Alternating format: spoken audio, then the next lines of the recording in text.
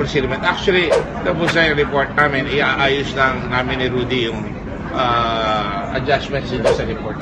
Sir, meron din kayo recommend na legislation para wag na maulit? Oh, definitely. Hindi naman kami mag-iimbestiga dito na walang legislation. Una-una, tingnan nyo yung nangyari kay Garib, FDA at saka Secretary of Health, tinawakan niya, tapos ang bilis-bilis ng pangyayari pagkatapos. Diba? Nakita naman nyo, araw-araw halos may nangyayari noong Mayo.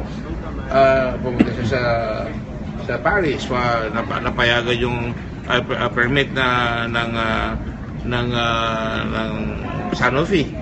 At tandaan nyo, bago nagpunta si Pinay uli sa Paris, daan dito yung Sanofi president, talagang full court press. Talagang hinahabol nila dahil tarantang-taranta sila na ang laki-laki ng perang ginastos nila. Kailangan mabawi. Kaya talagang lahat sila talagang pinupuntahan ng Pilipinas.